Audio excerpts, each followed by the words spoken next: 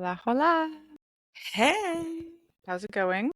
it's going pretty well. I was pretty excited to I came up with a new I guess it's not really a new analogy, but a new analogy for understanding bottom up our kind of process, bottom up thinking versus top down, and it's detangling hair. And it I saw that also video. did you I see loved it? it. Yeah. And it includes intersectionality in it as well. And like it started with just me writing in my journal. And I also there's something I want to talk about in terms of whiteness and taking nouns and making them verbs, like journaling. It's a journal, like anyway, because I just write things down. It's not like dear journal, and I realize a lot of white people write it narrative style, like that, like to someone external, like, and there's a lot of pressure going on, especially Mormons. But I just wrote down what's the best, quote unquote, best way to detangle hair, and I would like pose that right in some kind of random audience. If you want to pretend it's America, I'm going to ask America what's the best way to detangle hair. And what America has done is put up a bunch of old bald white men and said, hey, let's ask them. And when they say, I actually don't think that answer you gave has all the information, sir, with no hair. And they were like, that's because you don't get it. Okay. We don't have it because it's better. I don't know. I've gone too far with this. Oh, no, it's good because first of all, that is how my father used to deal with my hair. It was like he would lose his mind and then he would just start ripping through my hair with a brush, right? And second of all, it makes me think of like when you get out of the military, right? Which is an acknowledged problem. It's acknowledged that it is difficult for soldiers to transition to civilians and go try to fit themselves in the business world. The person who runs the program and signs off on everything is a full bird colonel. It is somebody who's generally been in the military their whole life as their only real grown up job, has never interviewed for a position, has Right. never tried to integrate, and they're the people in charge of the program. Right. And we were talking about this, and the Gothard guy who doesn't have Oh, yeah. any, but it's, and this is what whiteness and the believability thing is like they can just say this. And I feel like what I've also come to realize is this dangerous confidence, right? That only white men are allowed to have, that they call bravery, right?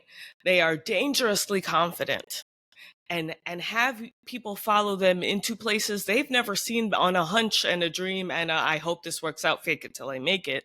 I've already got them following me. That's the point. I don't know where we're going. Off a cliff? Oh, well, I guess so. And then they literally will walk off the cliff. How many cults have to walk off? That's what happened.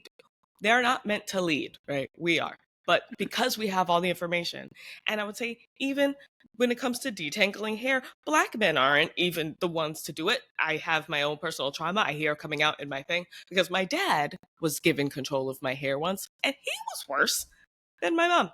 As far as I was concerned, they were both had a tough time with it. But he didn't have any sisters that or any women around to help, and he would just take a pick, which is what he used, and just stick it in there and try and pull it out. And it's not the same. And I knew it was wrong. I didn't know how it was wrong, but I knew this isn't good. Whatever's happening, it hurts. It's not good. We're both mad. My mom and I, actually, now I think about it, both had like a cry over trying to relax my hair together once because she was trying real hard. And I didn't know what's going on. There's a lot going on there with the hair journey, and it's right above your mind. Mind control, hair control.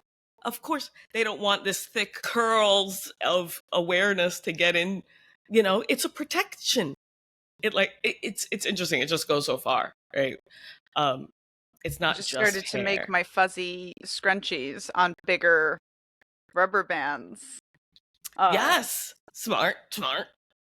And like think about the texture, right? What's the best way? Like when I It's like handed using a rubber Christina, band. when I handed Christina a scrunchie, I felt pretty embarrassed because it was very obvious that would not fit on her hair. And like, And good she thing did she not liked even it look as a at it like a bracelet. scrunchie. Yeah. But And see, right? And like that's what Black women do, honestly, is we take it for what it is and go, this is how it works for me, I guess. And it wasn't, but it also just shows a gap in awareness, and that's fine. where, you know, I talk a lot about just saying white people stuff when it's white people stuff. And if you don't know it's white people stuff because you are a white people, that's all right too. We're going to find out together. I wrote my note. I wrote my note for the book. There we go. It was great. Like, It was, I think like the author's note is really cool. Like, honestly, like I spent 2.5 years writing the book, and like the most important part is the author's note, which is just like there's different kinds of cults to be in, right? mm-hmm. One cults, single family cults, internet cults, etc. And then I go into the perspective thing, right? And I'm like, this is what I am. I am a white woman raised in a global sex cult, and I have done these things to get outside of my perspective, but this is still my perspective. And it's like my co-writer, she has this other perspective. And that's why we brought in Rebecca to help us and like bring in her voice at the end. But then it also led me to talk about like, and then another perspective is y'all, the audience, you know, because like I've been testing all of these ideas and like enriching them with other people's perspectives. So I feel like the exact opposite of I'm just tossing out a book into nothing and I don't know how it's going to be received. It's like, no, this like the audience helped me make the book that they could relate to. And I think that's so how cool. you really quote unquote own something, right? Like, is by saying this is my perspective, understanding, whatever. It isn't the perspective and understand. It isn't the thing. You're giving yours, and yours combined with hers and mine and everybody else's. And that's how you welcome someone into information, in my opinion. You know, it's because the intro matters. I hate intros, but as much as I say that, it's like, no, I don't need one because I've done everything up front in terms of hopefully you got here through an underground situation. Well, and even being specific, you know, especially as like a big part of my business right now is just kind of talking about like what the Christian nationalists in the freaking White House are doing. And every once in a while, like recently, I just got oh, okay, so you're just talking to white people.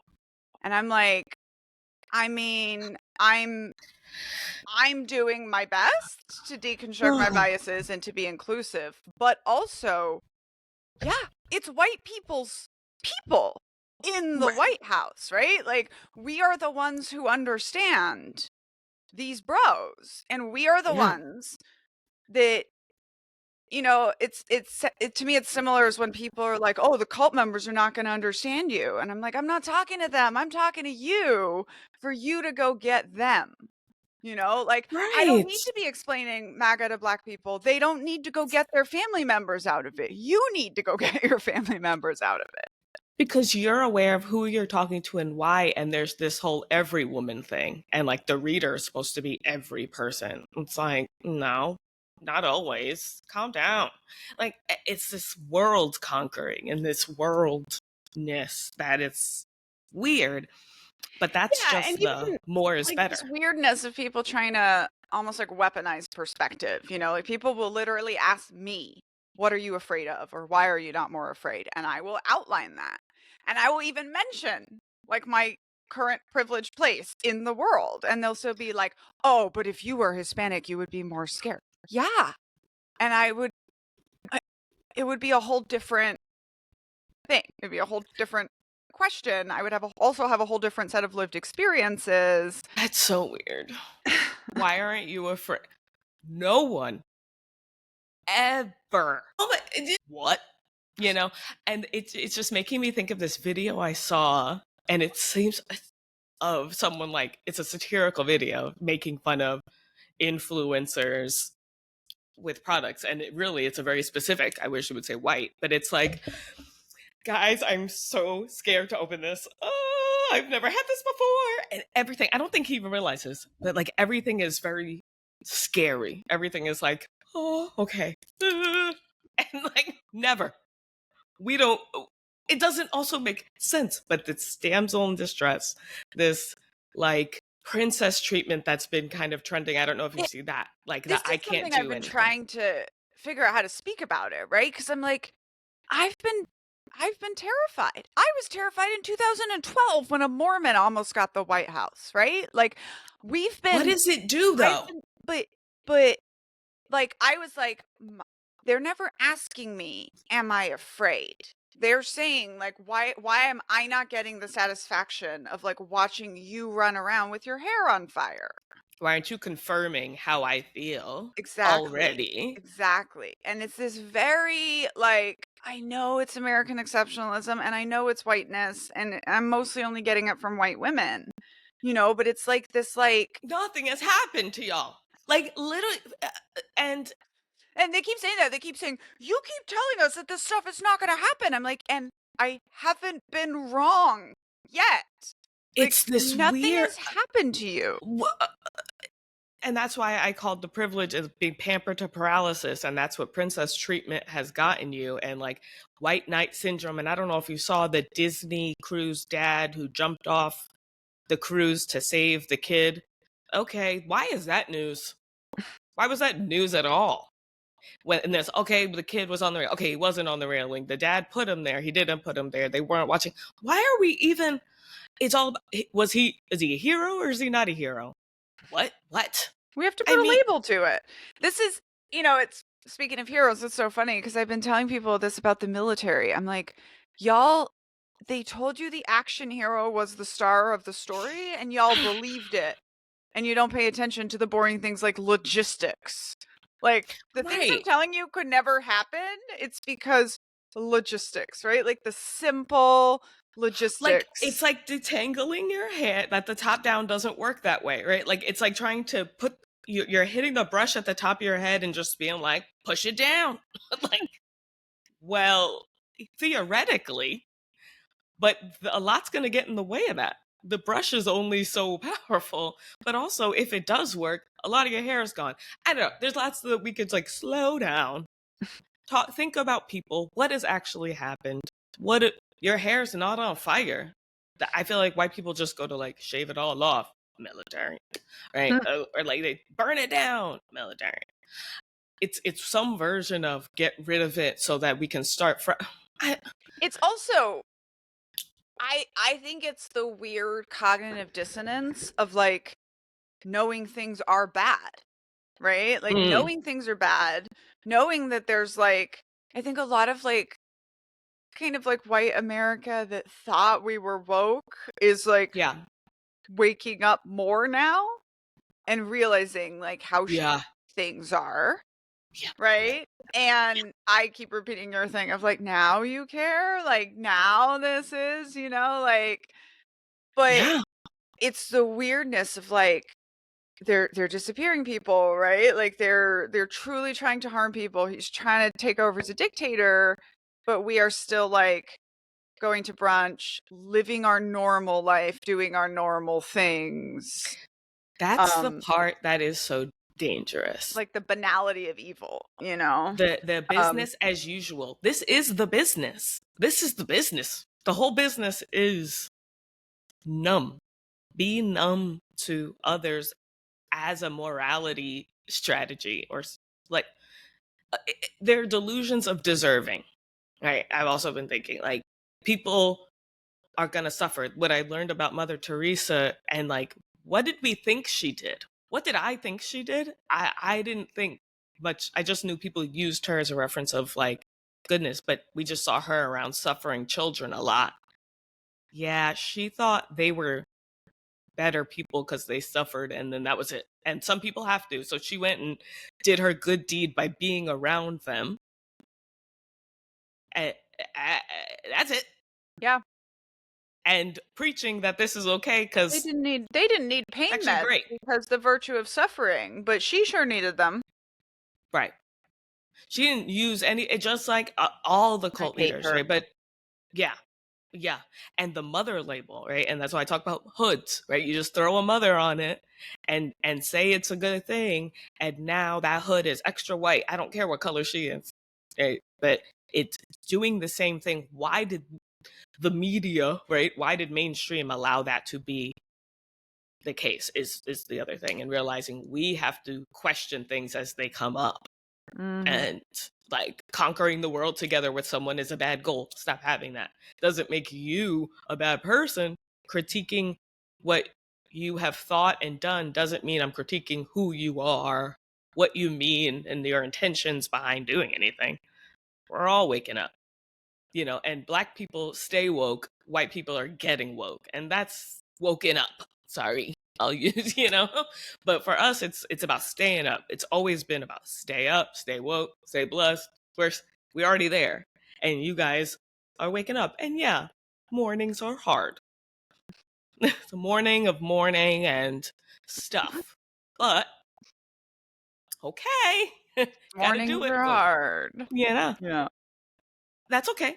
Tough But you have things. to That's where learn life that you is. can't just walk downstairs and start yelling at people just because you haven't had your coffee, right? Like, Right. That can't be your personality trait. Is like, it's not cute, guys. Only white people get to be like a wine mom or don't talk to me before coffee. We don't get to ever not talk. Like the idea that we refuse conversation is not even a spot in your brain. Literally, if someone says, "Can I ask you a question?" No one thinks the answer will be no. I hate that so much. I'm laughing because I definitely had a nobody talk to me for 30 minutes when I got into the office rule. Hey, if I I could came, have it, and I always justified it would myself be by being forever. like, I came in 30 minutes early. Like, I wasn't being a jerk, but I was. I mean, No, but you didn't want to be there, right? Like it's more than just that. Like if I could listen, I had a sign at my desk that said, "Please don't touch my hair." So I don't know. You know, it's a weird place. We don't belong there.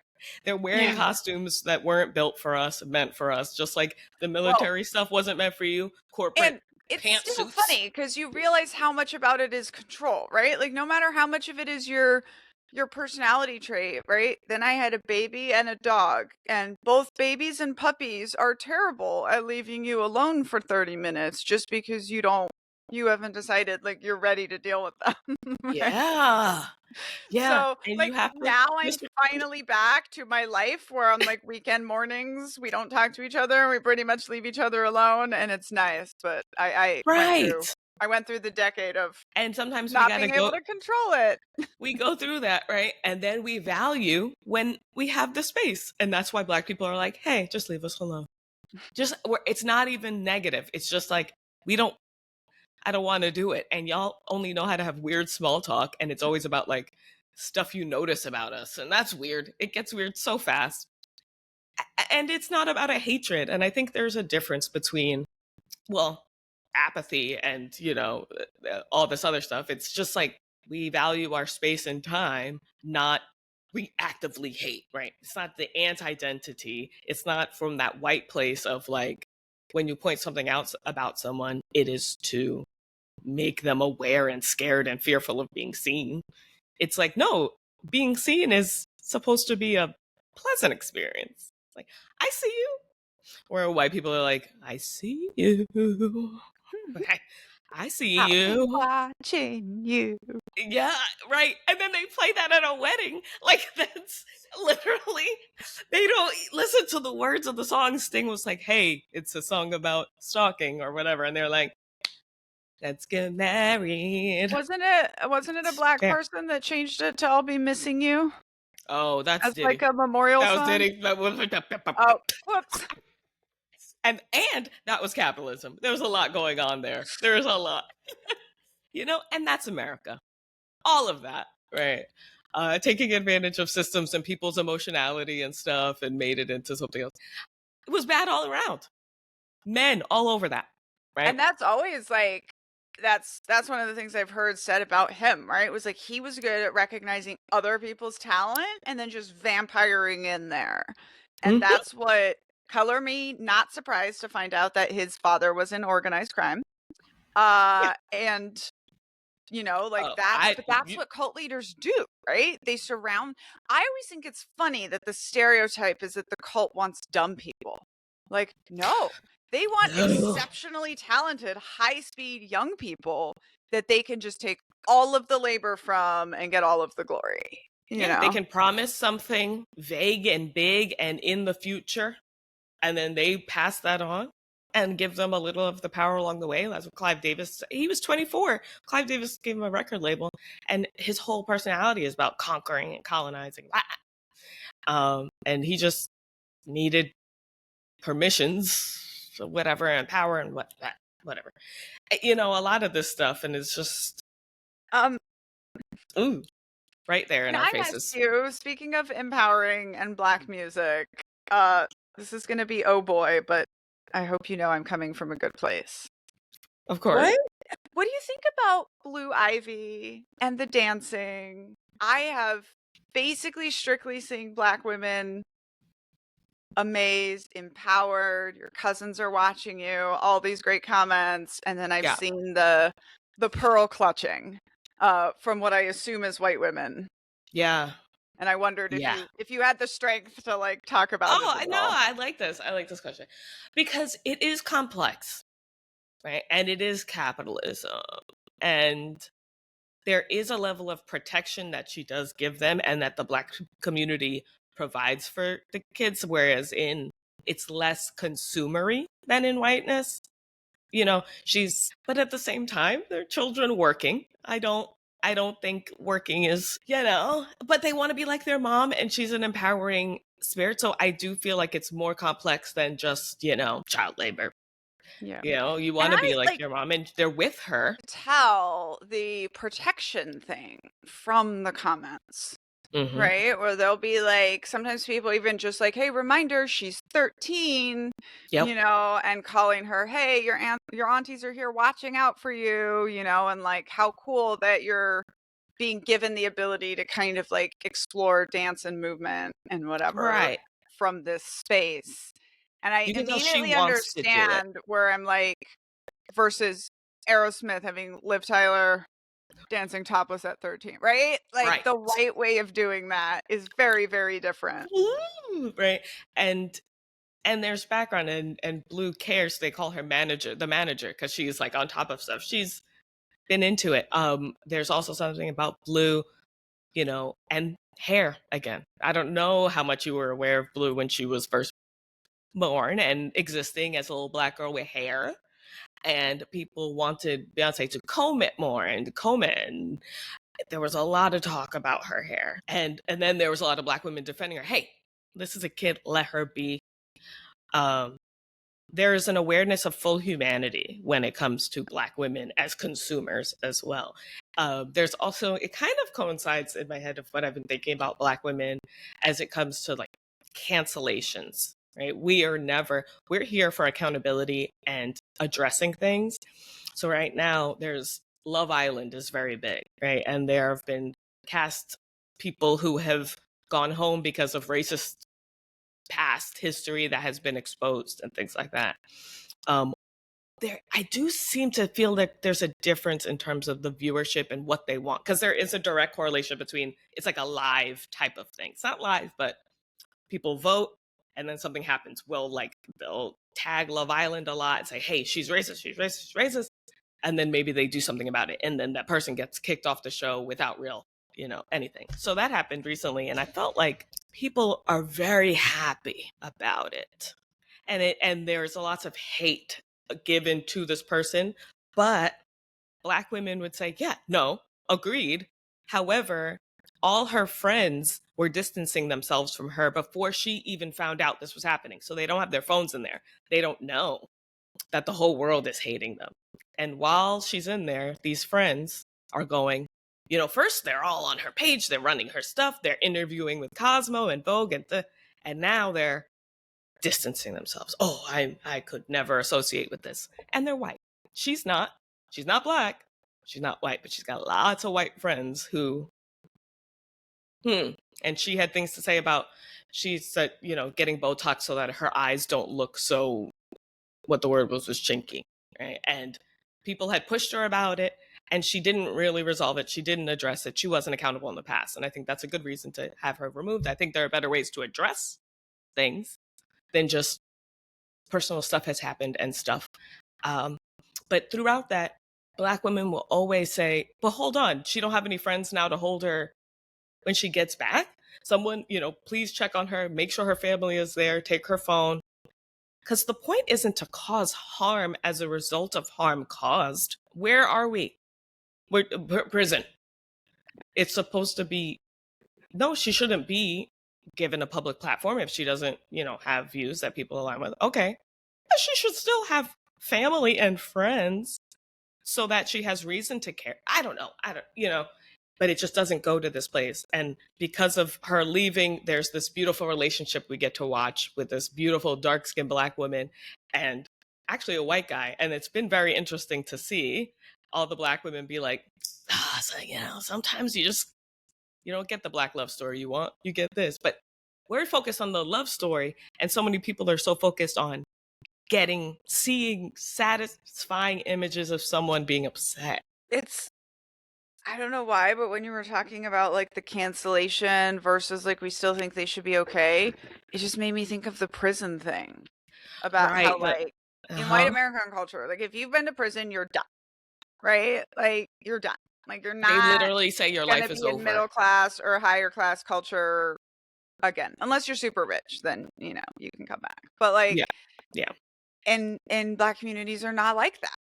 And this idea of cancel culture, even, it's like you just did one thing, one simple bad thing, and now your life is ruined. That's like, it's giving like character assassination. Whoa, those are big words. To me, nothing. What do you mean? Is it a character or are you a person? I notice a lot with the character language. That's not in my character. You did it. That's not in the character you wrote up for yourself. I think it's one of those things, I see this with people when they're like, oh, I could never do like the public thing, the creator thing, right? Because, oh, we just live in this time where people are going to go back in your life and like find something. And like, I mean, this happened a little bit to me, right? When I first started talking about all my stuff, and one of my soldiers contacted me and he's like, hey, ma'am, just have a question. Cause like I see you're all into this feminist stuff now, but do you remember getting me a ducks calendar for my birthday when we were deployed? And basically, first of all, no, I did not remember this. My answer was like, I don't remember that, but that seems like something that as a 23-year-old in this culture, I would have thought was a nice thing to be doing, buying a sexy calendar for sexy. A boy. Okay. Well, yes. And this is an environment, by the way, where like naked women calendars would be up everywhere. Right. While deployed. You didn't. Right. Right. Right. And so it was just like, but tying this back to the thing, right? I have people just be like, oh, I'm afraid someone will like resurrect something. And it's like, but this is where it matters if you have like, I think like kept your side of the street clean as far as just like being an authentic, trying to be good person. Right. Your whole life, right? And this is why we always say like people that are just people, like eventually they're going to be you're the wrong people. Those I feel like are the people that get canceled, right? Like they've been the whole time. And then Ellen, for example, right? And then it comes out that like she's actually a garbage person and all of a sudden open secret stuff. Exactly, right? But I have only experienced that when you were always trying to do well, even when you hurt people, like actually hurt people. Yeah. But like you are doing better now than you were then. You tried to learn from that. You didn't repeat the same mistake. I've never had people try to come for me with pitchforks. To what purpose, right? Why would they want to do that? And you have to also realize like your image is not yourself. You're just, what do you mean? It's the perception is reality thing. You're trying to make me look bad. You're trying to make me to who, what's happening? I mean, I've even fallen prey to that. I would say that we're fed in the culture, especially of the following, building your brand, that like if something happened and you lost this, like your life is over. And just like the life is over thing is just phrasing, like right. And remember how when you said something about something, and me and my friend are saying that you said like, and then it makes you want to drink bleach and blah blah blah, and we both were kind of whoa. And I hear that so much in Whiteness. It's like just this jump to the end. But it's all about the ending. Like all I care about is it when do you start to freak out? That's what I want to see. I'm sorry, that's not how life works. There isn't a rapture. There isn't a doom. Like it's today, right now. Hello, wake up. but instead it's like hypothetical harms. That the hyperfixation on hypothetical harms is so real in white people. And I think what it is I've also connected this like bad American dream, because like we're just always sold the dream, the dream. What about bad dreams? Right. Yeah, it's nightmares are dreams too. Because what do you mean? And the American dream is a bad one. And acronym, bad American dream. It's bad. I It's bad. play around with this concept a lot in Un-American, the next book I'm gonna work on Yeah. about And we're whiteness. like, yeah, And we're it is chasing our that, and it is dreams. like, because that's supposedly who I am, right? Like, I am supposedly the fulfillment of the American dream. And honestly, the last generation of kid who could come to America with $0 and scrape Yeah. together with a combination of course, whiteness and help, but like government grants, working hard, and scholarships, and like put themselves through college. You can't even do that anymore. But even so, it's like I But was should you? supposed to be the manifestation of the American dream, and I'm still falling apart. Like, maybe I don't want this, you know? Yeah, remember they're all sunburnt up there. We're Yeah. climbing bodies and getting sunburnt. White picket fences aren't that cute. Ooh, and I realize like you see all these fights with neighbors about, oh, now I have to go over there and get my ball because the kids kicked it up. If there weren't fences, it'd be much easier. But now it's your mine and yours and blah blah blah blah blah. And the way white people care about, I'm also thinking about like property lines, right? Like just even lines like scripts. There's a lot given there of just like what we just take as inevitable, like this always gonna happen and should and be, even though it's not great. No one's thrilled, but we're at the end of that cult where it's like, not at the end. Well, maybe. It's being exposed and so I much is hope. information. I Thinking mean, about the bite that model and the information is what kills cults, right. right? So I that think the I think that's a information, good thing here. yeah, I think the information is in the whole bite model business is they're not all equal, because the information, access to it, changes your thoughts, which changes your behaviors and your beliefs. And that's, the environment has something to do with the information. It's like the thing they don't tell you about college. Like, I watched my husband figure this out as he went through college. Like, it's not just about what you study. It's mm, about learning how to learn. It's about yeah, learning to question things, right? And of course, there's all these other problems with college and whatever, yeah, but it's interesting, right? When either like the MAGA kids whose parents demonized education, or a lot of time first generation American kids whose like families and communities work hard to send them to college. And hmm then they like, but now you think you're better than us. And it's not, it's just like, now I think differently because I've been through this thing. yeah. And you're not. Well, they also still have a dynamic. They don't respect the kid in that dynamic, right? There's a directional way information flows when it's you have to do this because of this Yep. promised future. There's Well, caste and it's system even built like, into it. so my husband always says like he gets really insulted the way his family acts because they act like I am this evil, crazy, scheming witch Democrat that came and took their son. And his dad literally has said to him, "You won, Daniela won the war for you. It's obvious." Right? And it's like, he's like, and they don't give me any credit for 18 years of being away from home and being away from them and like all the things I've done and the world that I've traveled and the things that I've learned. Right? It's just all like, no, you're still our 17-year-old son who thought our way. You're still stuck on winning the war for him, huh? Yeah, yeah, yeah. Yeah, because And literally, we were both like, there wasn't a war. Like, yeah, because they walked in like that. there So was you no had war. He no wanted to chance. be here. Because if it wasn't that, I guess it would have been something else. Because it's he. Right. And when I watched the Harry Meghan Whoa! documentary, Oh my she god! said this thing that gave me the language where she was like, they want someone to blame for the fact that their son left their cult, basically, Yeah, right? Yeah. And she said, so they blame me, right? And that's easy. But she says, but the truth is, if he wasn't already on his journey away from them, he wouldn't have been attracted to me. Right. There's like so much that goes into that whole Changing your that whole whole way worldview. of having a conversation. That's not a conversation. What is that? What is that? That's just having a problem with the way things are. Okay. Now what? That's it. Now we're just going to argue about that.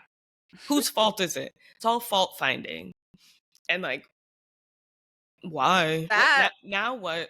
I mean, you know, because you read it, but that in Culting of America, that's kind of the argument that I make, is like all of these white men and just white people, right? It's very specifically white men, of course, right? Mm-hmm. Have been sold the lie of white supremacy, which means you're supposed to be on top, right? And they're looking around and like, obviously they're not on top, right? Like white supremacy is a MLM. Yeah. And so they're like, well, I'm miserable and I'm poor, right? You see it. I really see it when I say to poor white people, white privilege, right? And they're just like, but I don't understand, right? Because like, they're so unhappy. They believed that they were supposed to be on top because they're white people, and they're not. So they want someone to blame for it. And that's really what it is, you know? It's just like, well, we can blame this other group for coming in and taking our country when the only people that have come in and taken America are white people. It's like, if you have to say it, you know, it's like, what are you talking about? Like, have you seen Trevor Noah's stuff on British people being anti-immigration? Where he's just like, of all the countries in the world that can get mad about people coming to their country, it's not the British, right? The British people literally went around the whole world and sold the idea that this little rainy island in the middle of Europe was like the best place in the world. And now they're mad that all these people from like the British Empire diaspora, like, want to come to England for the opportunity that they promised. Like imagine, okay, they need to, I was gonna say they need to suffer more, and what I really meant was they need to struggle more, because like, you have too much time. Why? You should not have such strong feelings about how other people live their life. Like, that should, what are you doing? That's how you live. You live every day to go, thank God I'm not that and that and that and that. And you know what would be the worst thing is to be someone not me. Wow, sounds like okay. So when do you spend time doing that? I'm not sure. Like, when people talk about fun, sometimes like, what are you talking about? But this is, I think, like, this is the crux of understanding cults, is like what cults do for people. Yeah, it's community and blah blah and it's all this. It's like, no, it tells you that you're special. It tells you that you're special. It tells you that your way is the right way. Yeah, yep. The white way. The white way.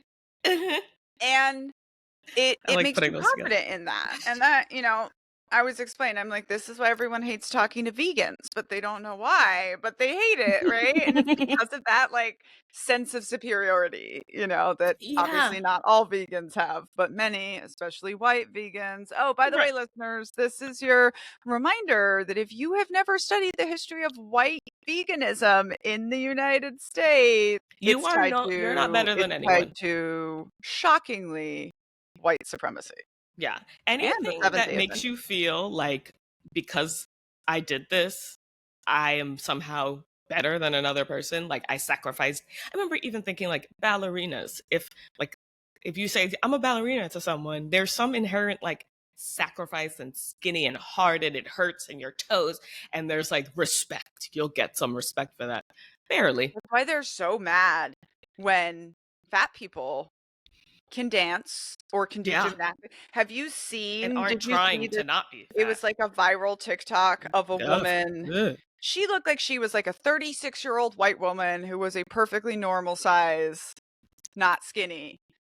You know, she's probably size 12, right? And she does this like perfectly executed gymnastics routine, and people were so pissed, right? Because it was like, and And what I'm you're saying, sorry, it's but the the same way anger is it's the crazy. same way the white women writers treated me about my book. Like, it's not fair that Daniela has a memoir, The Quality of Uncultured, out because she didn't, like, struggle hard enough to write it. She didn't spend a whole decade beating her head against glass by herself to write it. But honestly, if you had, it would have been something else. Right, of It would, course, you of know, course, of and course.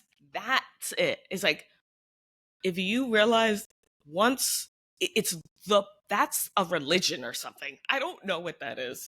The Because they No, also project it onto Black people, like, if Black the people did this, benefits blah, of blah, blah. suffering. I mean, that is tied into the founding of America. That is tied into the Puritans. That is tied Which into is all of the so bad weird. stuff. But then the best people, the most valuable And people, are people who are owners who it is don't work. still, it's so funny because I think this is part of why when you write a book or you go create a, successful creator account or whatever, this is part of why I think a lot of the people that know you or had similar situations like that can be so hostile because they're like, what makes them special? Right. And the answer Yeah, is yeah. nothing, right? Like, I'm not better than you because I wrote a No, book, and I don't think that. I just decided to go do it one day.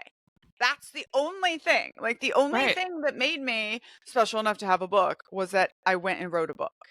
But Mm, there's this inherent attitude of like, well, you can't have achieved something like that without an incredible amount of suffering, and yeah. you got to work, like, And there's this there's attitude of like, there must be something extra or special or whatever about her. And if I can't see that, then I'm mad that it wasn't me.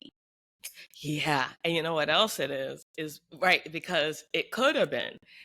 And it's similar to, like, some people view other suffering as confirmation of their good choices. Right? Like, Mm-hmm. if you make a decision, like, to go into a job, whatever, that you don't enjoy, but you do it for security, you're going to be somewhat gleeful when you see the person who chose their creative having a hard time, because to you it's Exactly. like, yeah, that's why I didn't do that, that's why I done it. And so when you see someone who made it and they're doing all right, it's like, no, that something's wrong with, like, so it can't have been, or you just let it go. That could inspire you. But I think in whiteness there is this, like, the concept of jealousy confuses me a little bit, because I guess it's the same thing as, like, having a strong opinion about someone else. Like, how does it connect to you? How did them doing something make you jealous? You have a You're living a different life. There's so much you're not seeing. And maybe it's also that, like, why people don't apply the And things they're not and seeing. so, okay, so there's research, which I'm sure is mostly on white people, right? That shows that, like, couples who are both, like, what do we call it? Ambitious, Hmm.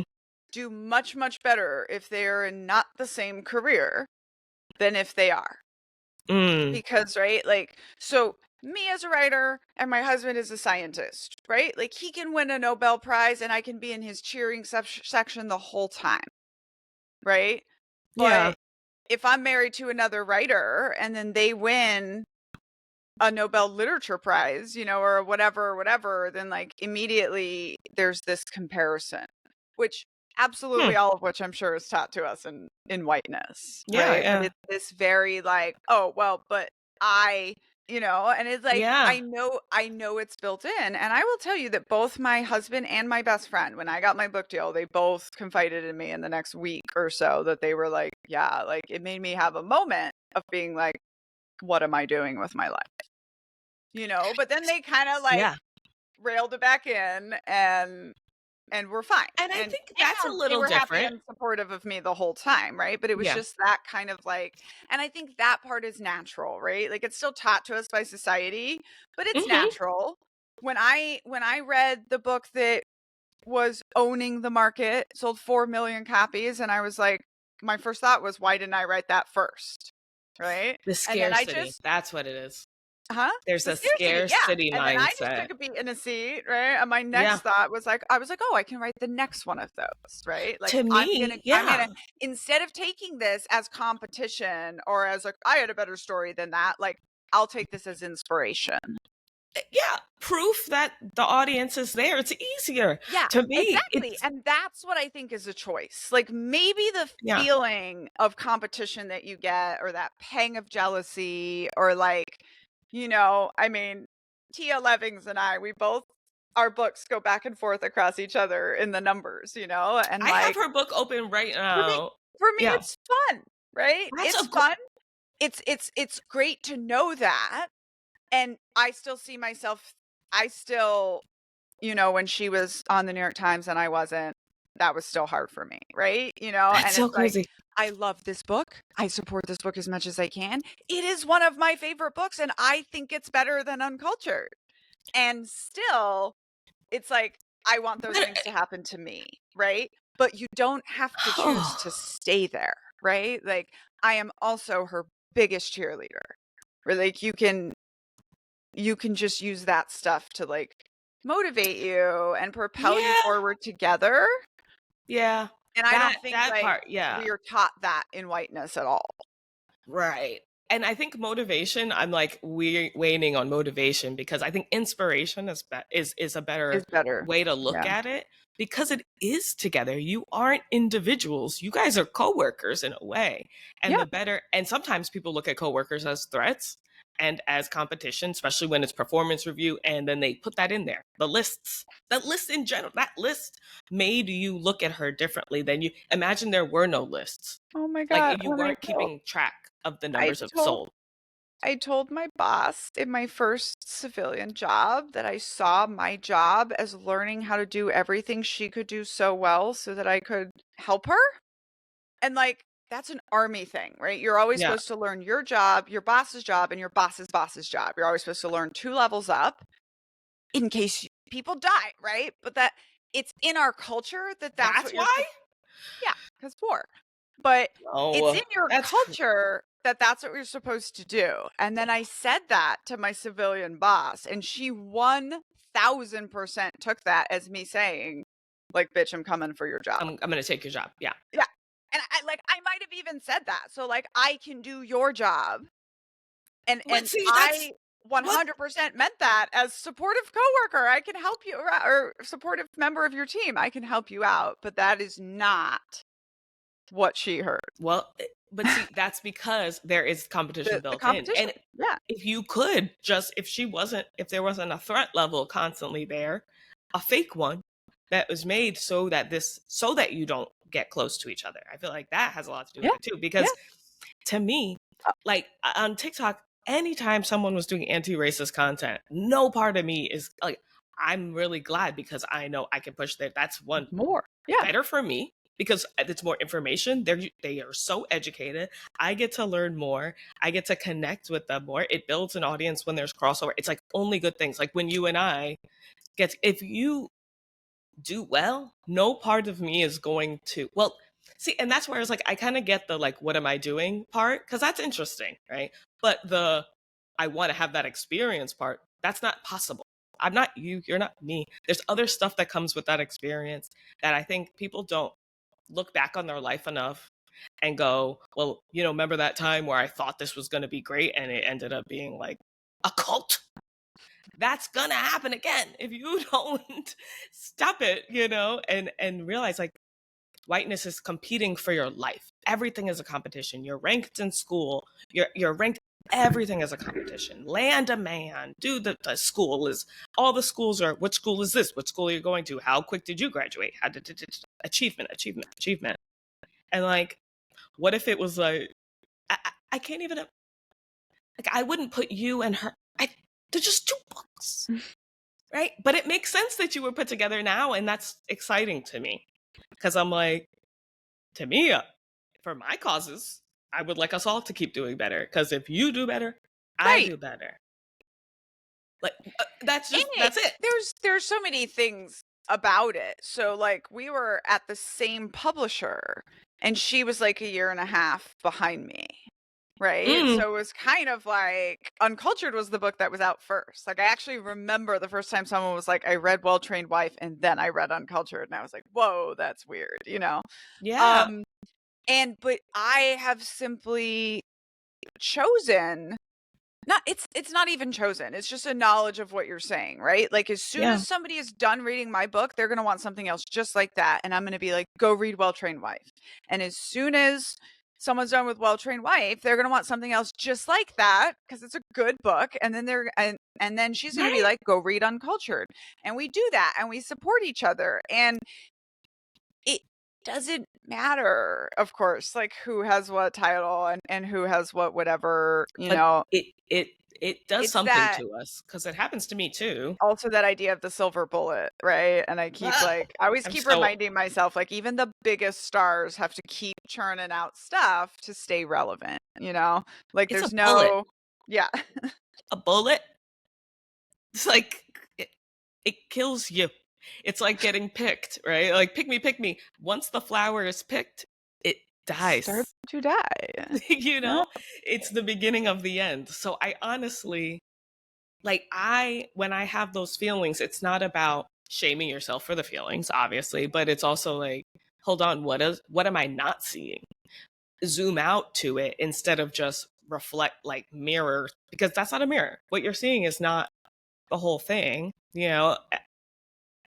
It's just different. And like you have to see future you, past you, like you're an author, period. That's interesting. You have reference to this book you really liked and people put it together, like that's dope. But I do think that's a community thing, because like with bringing Christina onto my into my business, I knew it was because she didn't feel that jealousy, where I know people do and can if you find your thing, right? Like Right. you, and she was always proud and happy for me just because it was interesting to her, and she liked me always, even though I was maybe not the cool person. I was myself.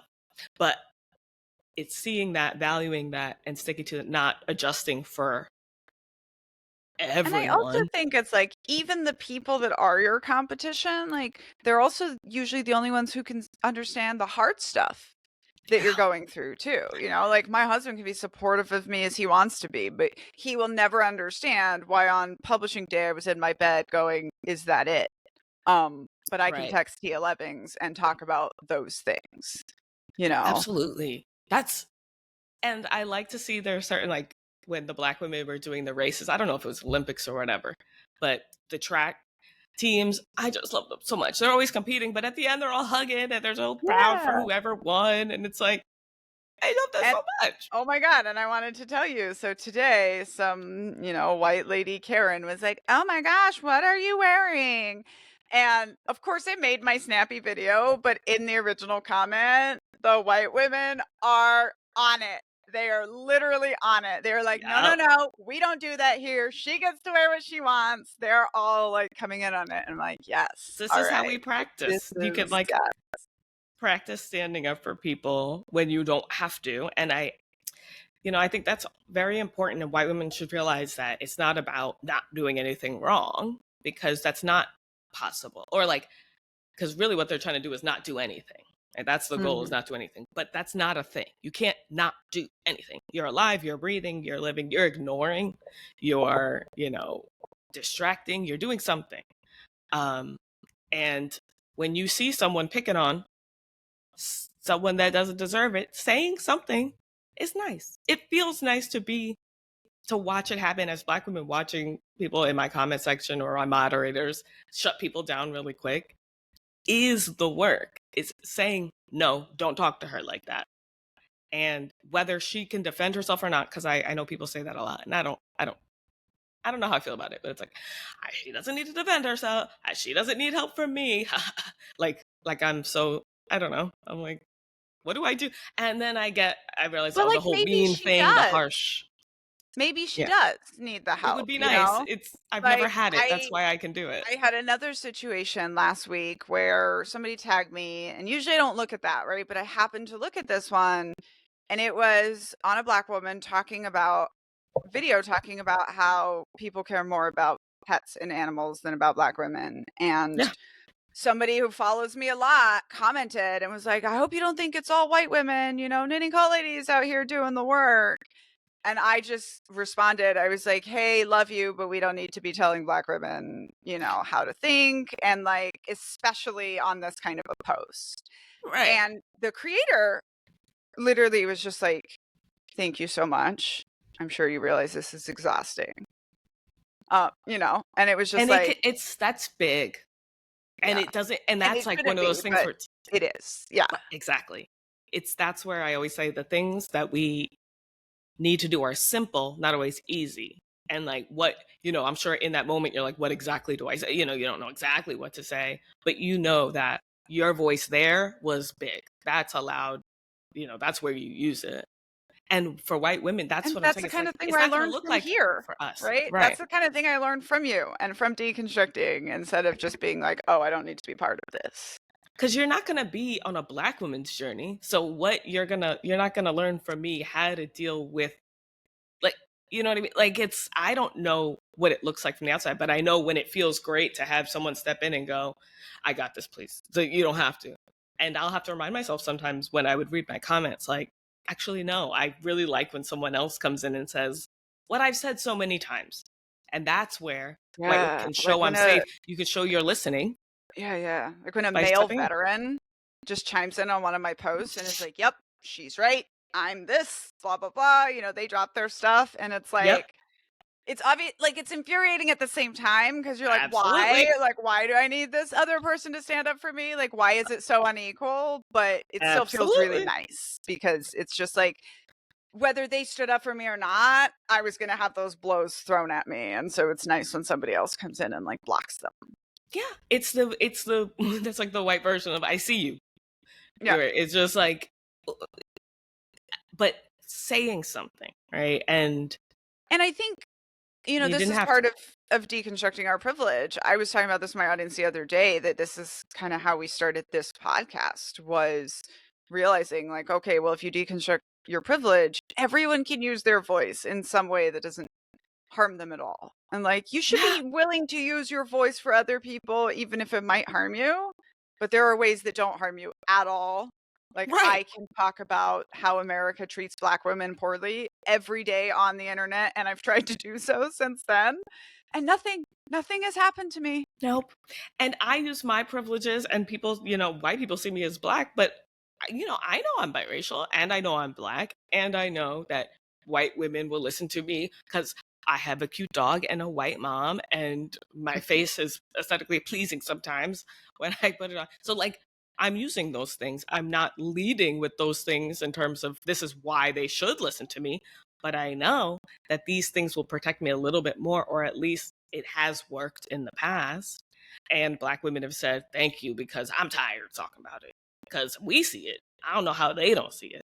And that's what I use. And my naivete in some ways, because I've met a lot of nice white ladies who mean well. And not every, you know, I mean, But I that's also think something, there's I a don't know. point at which we are good teachers because we are on our own journeys and because we have the naivete and the discover, you know, like my Yeah. successful form of teaching has always been, I have the eureka moment and then I turn and share it with others. And then through talking about it, I develop, right? Like I'm going to work Yeah. on Un-American this fall, which means like my entire being is going to be absorbed in looking at power and privilege and whiteness and otherness and what it means to be an American. And so like I'm going to be learning more things about that as I discover it. And it's like that baby convert energy that you Mm-hmm. have to go share it with other people, you know? Yeah. And I think like Yeah. that can be a good thing. You know, I call it the evangelizing phase. So like my husband right now is in his feminism evangelizing phase, you know. He's like really proud of all Listen. the stuff he knows. And he's like, he's had a couple of dudes from the military reach out to him and be like, all right, bro, explain it to me, right? Because it's like I can't support what I'm seeing anymore. And I Right. was just telling him the other day, I was like, this is I so love that. great because this is like you were the new lieutenant. Now you're the second newest lieutenant and you're teaching the new lieutenant. And in doing that, you Mm-hmm. learn how much you know, you learn new ways to talk about it, and you also learn new things. Right. Right. So it's And like, your environment starts to kind of reflect that a bit. in terms of the people who you start interacting with. You don't know, Yeah. but it starts to just And it's happen just like that the way. energy, right? Like I have so much Hmm. energy right now to talk about receipt privilege because I just recognize that, right? How I Yeah. don't ever have to care about getting a receipt or taking one out of a store or if the thing beeps when I go out, right? Like I don't have Yeah. to care about any of that. And I just recently Mm. realized it and it's going to be something that I'm talking about for probably a year. And then I'm Yeah. not going to have the same level of energy to talk about it after that because I'm going to have moved on to other things that I Right. notice. It'll evolve, or not even evolve, but yeah, Yeah, construct evolve. into a new thing. You don't know. Future you has yet to figure out what it's going to be. I love thinking about future me. I'm like, okay, yeah, future me will have more information when I'm stressed out about how I'm going to make something happen. I'm just like, should be coming up with stuff, you know? I do I it just, now too, where I'm like, I wonder what future me is going to create. You yeah, know, like to what? me, that's Imagine way the more jewelry interesting. I'm going to be making 5 years from now. Like, Listen, I just think about different words because I'm always come up with something. That's why I can't write. Well, I'm working on it, but I realize I like the phrase "girl," and maybe I'll change it to "babe," but "girl" is specific. Girl, you're a trained wreck. Trained wreck, right? Because based on "Well Trained Wife," and Rachel Hollis was like, "Girl, wash your face," and then "girl" something else, and the like very girl of it all, and I'm yeah. like, you Ask me know, why I was not surprised when not the best stuff came out about Rachel Hollis. any white woman, I'm saying it anyway, any white woman giving advice, bad. And you It's don't do like that. You I don't give also think advice. You like share experiences. yeah, that's true. That's different. And like I've been saying that like nothing that only men like is good. And I feel like Yeah. that's probably true for white women. You know, it's like to Oh me, yeah. Rachel Hollis, I was always just like, oh, it's like too much white girl energy. Like it's Honestly, telling too me what much. to do, girl, wash your face, would never, I didn't even know about this. Like this, that would never, ever fly in a black community. No black people, girl, we're already doing it. We wash our, trust us, we're washing it. Girl, wash it. Who are you? Who is she? Why people don't ask, who is this? They just go, wow, they wrote a book. And, Because it's because you wrote a book. that's it. We We talked need more about than front of that. the mic advantage, right? It's in a book, buy the book. And I also like I that phrase, buy the book, but like buy the book with a U. It's by the book. Yeah. Yeah. No, Because, I just talk about front of the room advantage, you know, like this is what I call it when somebody's introduced as a speaker using oh, a bio they wrote about themselves, front of right? the room advantage. That's You're interesting. not usually sitting there going, this person's not impressive, right? You're usually sitting there going, oh, wow, They put you them in know, front of me for a reason. Like they there's a reason exactly. they're talking. And so I always No. would, when I was teaching networking, though, I would reverse engineer that, right? And be like, so you're trying to climb the corporate ladder or whatever, right? Put yourself in front of the microphone, right? Like if you know Yeah. that people who do public speaking make more money, put yourself in front of a microphone because of that. People assume, right? People Oh, assume that you had the white right to people. be there, right? Like I did a TEDx talk, right? Some black people, mostly white people. And so I did a TEDx talk and I'm very shaky. I'm very new. I almost said no because I knew I was too new. I had a But it phase where I doesn't wanted to do one of but it those. doesn't matter because nobody watches that 12-minute TED talk and everybody's impressed by the photo of me on the stage and just the White people. TEDx thing, right? And again, everyone assumes it's like how'd you get that? How'd you, like somebody decided that you were cool enough. Yeah. But meanwhile, if you look at all that, yeah, yeah, it's all image. It's all what It you see is, is all there right? And is. I think that too, like that was my last vestige of trying to be like, oh, I know how to game their system, so I'm going to do it. Yeah. Like white And men to just me, put themselves at the front of the room, so I can do it too. And then yeah, by looking at same. that so hard, I realized like I don't want to be in this room. Like it smells Because like who's cigars and there? BO and like nobody's having fun here. They're all just making bad dad jokes. Like, Who's in that room and why? It's like all they say opportunities. it was a huge thing in entrepreneurship where they'd be like, I don't care what skills you have. I just want someone who I can have a beer with. And I'm like, if you're a 50-year-old white dude CEO of a company and I'm the person you want to have a beer with, like, I'm questioning your motives. Like, it just... That's the airport. I remember saying to myself, the airport test, I'll pass the airport test because, like, you have to hire someone you want to. God, none of this had to do with work. Hire someone you would want to be stuck in an airport with. So I would just always, people please. I hate so much about that. And just for these men to feel good about themselves. Really, that's what they're saying. Make people feel comfortable around you. Yeah, it's the... I don't know if you've seen this yet, but very relevant. I just watched last night the documentary on American Apparel. Oh, I haven't And seen. which Yeah, I still have 100% cult, American right? Apparel Like, stuff. fashion cult. Absolute fashion cult. And Yeah. I Uh-huh. I literally, I saw the guy, right? White Jewish bro, Dove, whatever. And I literally, the So he might energy be that he had, Israeli too. and I Is he literally, I Israeli? was like, when's the raping gonna start? Right? Like, it was just so obvious. Like, oh, this is exactly how this is gonna go.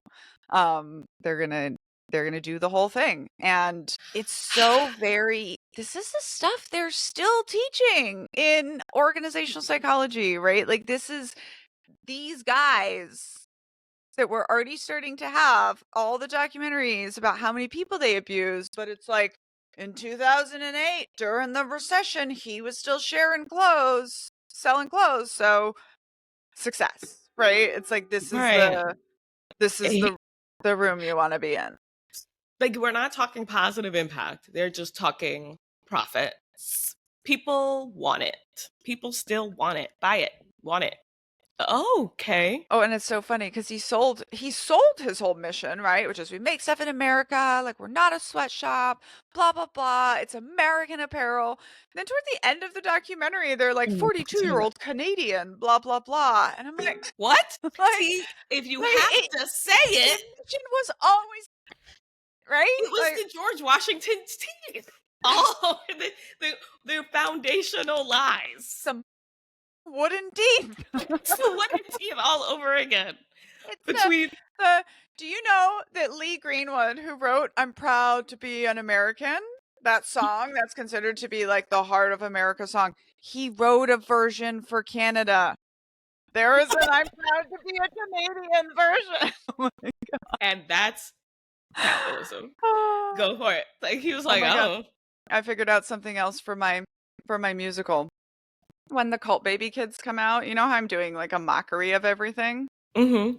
So when the Cult Baby Kids come out, they're gonna do the "We welcome you to Cult Baby Land, to Cult Baby Land." You know, Oh from my Wizard of Oz? gosh. Do you know? You're like, no. The Munchkin song, "We welcome you to the Munchkin Land." Lollipop Guild, right? The Lollipop Kids. Lollipop Guild? Okay, I was Yeah. trying to. And I'm gonna use that, Yeah. and then in one line it's gonna be, "And if you had your high, God damn it, why am I blanking on the line? High control. And if you had your high control experience before the age of 25, we welcome you to Cult Baby Land." Oh, the life, yeah. This is, and this is gonna be like a weird bridge, but like, you talking about how like whiteness is about excluding people, and like, this is what I feel the cult scholarship world has always been. It's like, no, well, that wasn't really a cult. Like, that Oh well, my gosh. and it's like, look, the people who defined it, who did the scholarship and were like, only these things count, right? They were important. But those people also said things like the Marine Corps can't be a cult because it makes you exercise They were and just it people. teaches you useful skill. You know, it's like, They were just people with whereas special interests like me. I am like exactly the opposite, right? Like, Yeah. I said that I set out to show that cult survivor is not a niche category, right? Like, Yeah. people have had bad group stuff happen to them, coercive control happen to them, and like, understanding that, like, yes, you belong here too. You know, like, you don't have to have grown up in the Children of God to have been like, if you worked at American Apparel, that's what I was telling people this morning. I was like, if you work there, like, you probably need to come try out for our musical, right? Like, Right. you This like scarcity, come into our room traveled. and talk about it. You Yeah, know? the whiteness. And I literally get told that. if you keep saying, like, everyone had a cult experience, and aren't you diminishing, like, the real No. The second someone No. says the true or the real, I started writing this down. If you start saying the real, you're like a real something. That is manipulation because you're implying that other things aren't. Now we're scared, right? Now there's snakes in the grass and stuff. But that's I've heard this one specifically from people policing the way other people present their trauma, right? Because they'll be like, well, she's making us all look bad, and blah, blah, blah. And I'm like, no. right. Real Nothing, victims, true nothing that victims of any this. other Children of God survivor does or says makes me look bad. Like, the only thing that makes me look bad is my actions. Another And instance of caring too much about what other people are doing with their lives. How they label themselves matters to you. You didn't even know about it before you just heard. Pretend you didn't hear. What? If white people said, hey, I'm black, would that change how my life goes? No, but I think actually white people think that if that were to happen, black people would freak out. No, guys, when white people wear braids, we don't freak out. We just go, white, that's not, I mean, that's silly. Why are if you you're doing that? antagonizing people with it, then that's weird. But like, that's not good for your hair. Like you should, even when I don't get braids that often because I don't know, it just there's lots of stuff going on there. But it's like how other people identify themselves, even this whole like coming out stuff, very white in my opinion. I think we talked about this because it's like, what do you? And in some ways, it feels like when I went natural, when I let my hair be the way it was like I came out as black. Like I was already black.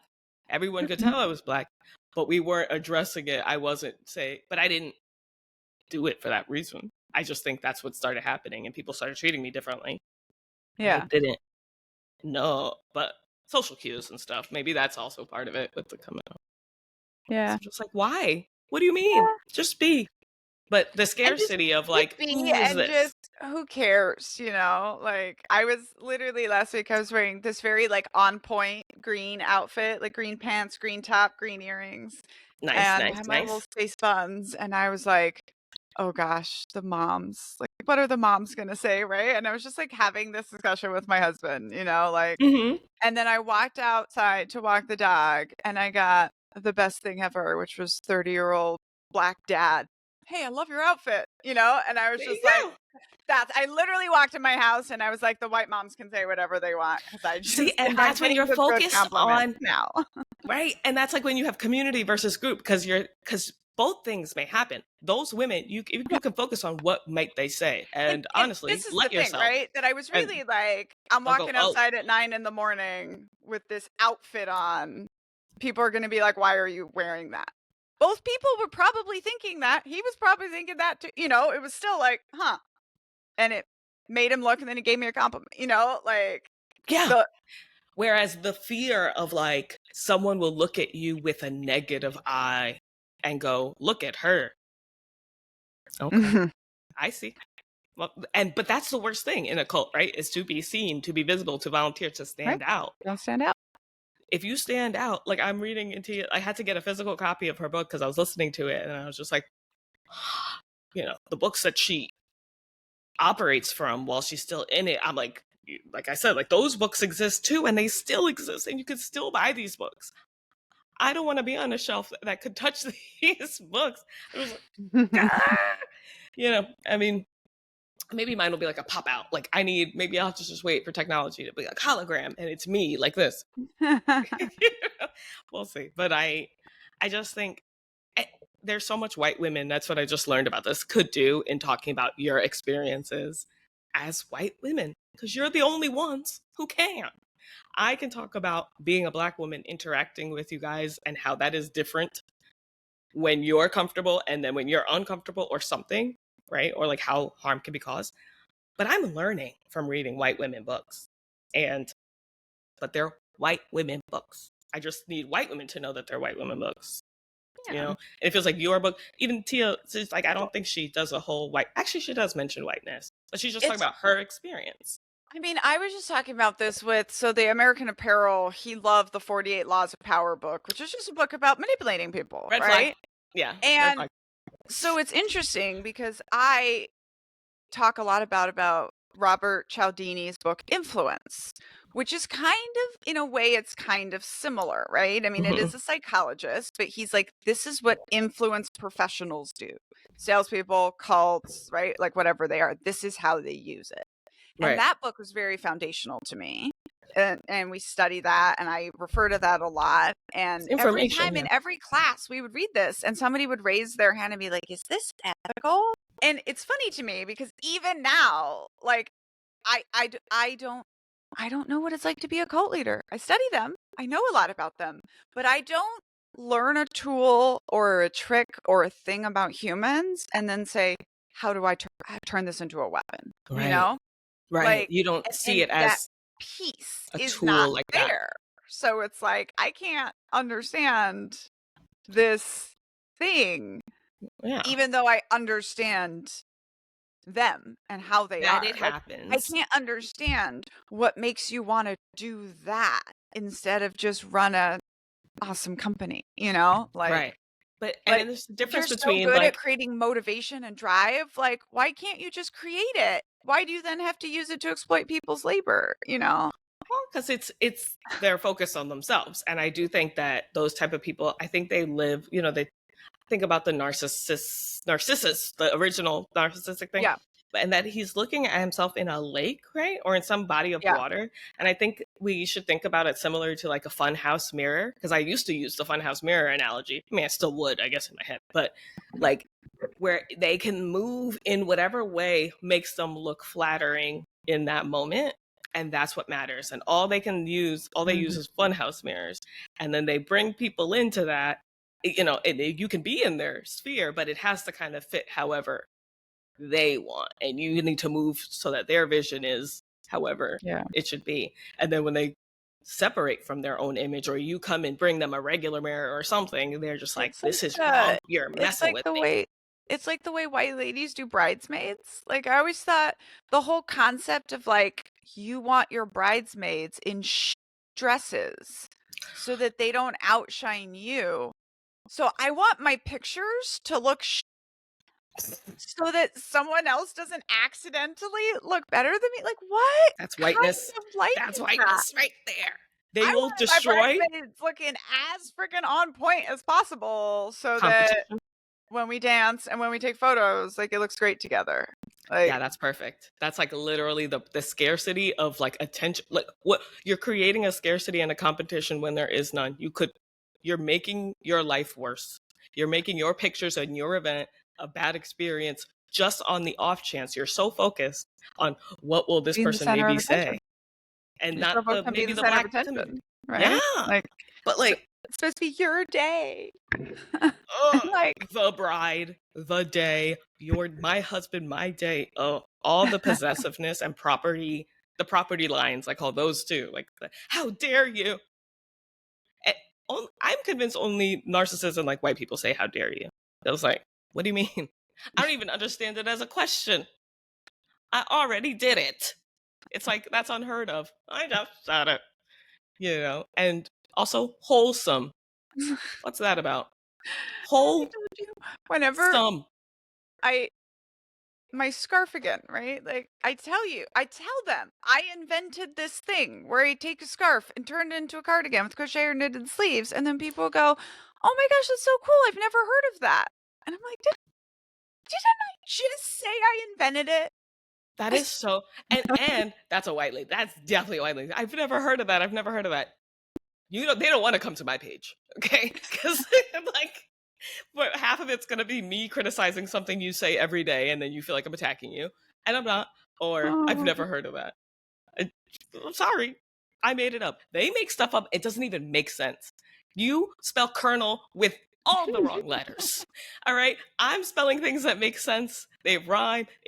Like, I don't want to hear anything about it. But that's funny. I've never heard of that. Why did they type that out? Like that too. Like, that's one thing to think in your head, but to share with you, I guess it's just like that's a version of thank you. It's like when they say, I love that, when all they did is see it. They just, like, they notice something and go, oh, I like your jacket. They don't mean that. Or like, where'd you get it? They're not going to get it. They're just doing this weird consumer buy things off of you thing. They're just trying to connect. But I think Weird. That's We why could I work take on so it. much joy, I think, in being like, made it, thrifted it. And they're like, nope, The you can't have unexpected. it. Like, you can't. Because even that, right? It's like, you want to copy how I look. Like, go look your own way, you know? It's not gonna be the same on you. When I used to wear like lipstick in videos, these white ladies asking me what color. Ma'am, stop. One, I don't know because they're old and it's a combination and stuff. But also, it's not gonna look the I same get that on about you. my nails a lot. They're like, what color did you use? I'm like, whatever the salon called it. Like, Because now you're making it a me problem, and really they're just trying to compliment you. They need better compliments, or don't. And it's okay if that person doesn't know you think positively about them right now. Like they didn't even know you existed. It's okay. But I do yeah. feel that like And I do feel like desire. this is where I think some stuff that used to be like saying like, hey, that's on point. I feel like everyone says that now. I feel like that comes from Black culture, right? Yeah, But yeah. I feel like that's cool, right? Or is that not? It's just like y'all do better compliments. So like Yes, yes. like Yeah. I There think is I there love is an when element of that, right? Where it's just like yeah, I mean, or like that's going to be what the if white thing. women were to start saying, "Girl, I see you" to each other, you know? So Like but you have to have your own. You guys have your own. You just don't know it we just because have you to don't know figure it out our own. when Yeah. you're in it. Like you guys say stuff like in my comments there's a lot of funny like cute or just thank you for this. I've never thought about it this way. There's the compliments should be different to be honest because Yeah. how you experience my hair and how other like a Black woman can compliment me on my hair in a different way. I don't need any compliments from white women on my hair because you don't even know. Like I believe that you mean it, but this Black woman telling me she loves my hair, let her. That you know what I mean? So it's but there are like white women be like, "Oh, you look so cute." That's fine. I That's not just even ours. think that's true in the curly. You know, if you have curly hair and you compliment another one with curly hair, like she gets it and you get it, and like it's Right. only like the girls with straight True. hair that are like, I'm so jealous, or I'm the, you know, Right? the See? stuff See how jealousy doesn't make sense? And I think that's it, right? Because I remember hearing a white person telling me that they're jealous. I don't know. What do you mean? Because they see this like one element of it, of this day at this time. You're not zooming out when you say that because what it took for me to get here and blah, blah, and it's not that I was jealous of your hair. No, I just wanted to know how to do it. But, there's just this like, just don't, jealous. I think there I'm is upset now. definitely like an element there of like imitation, and then you figure out how to come up with your own stuff, you know, and that's where, Yeah. And we're leading by example. And I think it's the bumpy road of like we were saying earlier, just having our aha moments and sharing them. It's like special interest sharing. And because I'm extroverted when I want to talk about these things I want to talk about. Like I'm excited to talk about them. It's not always it's easy to talk about or the small talk stuff. Letting yourself go there in conversations and who knows what you say and then go, well, that was kind of weird.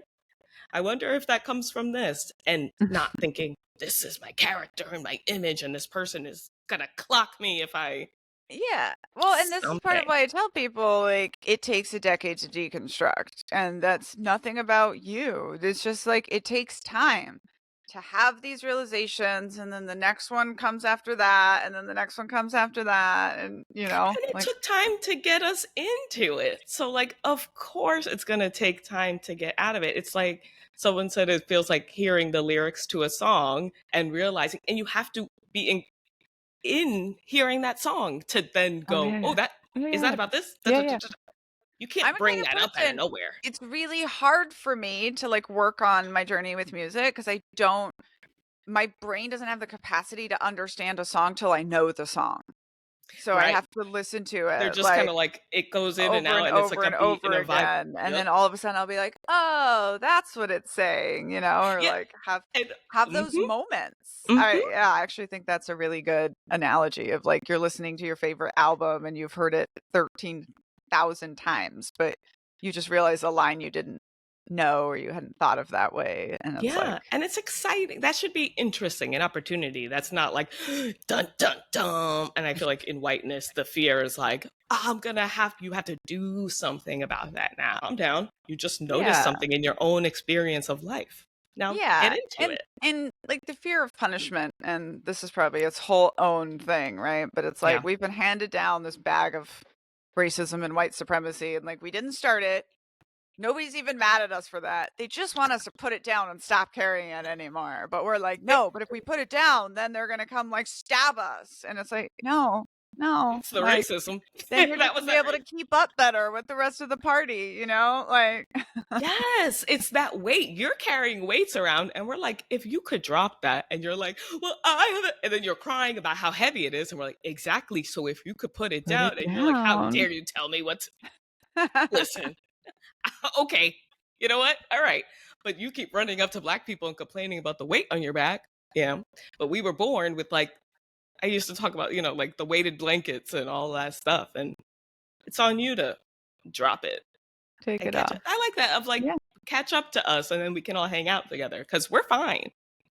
If you think we're gonna stab you, that's weird. Like that's the conditioning. Like, The that's weird. We were just gonna cut some of your barbecue for you. Like honestly, we saw you struggling. You're getting burnt. we were just gonna cut the straps off that weight so you could drop it down, but you saw me holding a knife and you got all freaked out. right. We this is how we cut our meat without, because everyone's breaking teeth and we were, but all right, you do you. It You do you. gives how like Europeans, like the English, thought Catherine of Spain was crazy because she took baths almost every day and they took baths like twice a year. And so like That's it. they That's thought it. that she was risking herself. Oh my. Okay. Exactly. Yeah. Just like, and then all the Africans were so promiscuous because they weren't wearing as much clothes as they were. It's 100 degrees here. We're not going to wear your stinky clothes because they smell terrible. They're like, weird.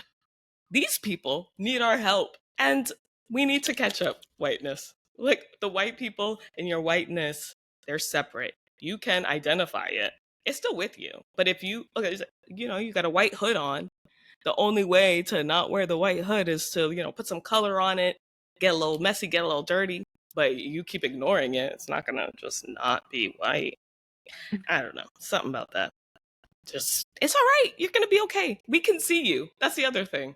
It's like we can see Yeah, that you're white, it's like because it's funny, right? Because like if you think like canvas hoods or whatever, and like people paint on canvas, and it's like, hey, you wanna come over here to our hood painting party? And they're like, no, you all hate me because my hood is white. And we're like, come join the party. We're trying to Them. we're painting the hoods, and it's like, oh, Oh, well, calm now you're down. saying that because my hood is white, I can't.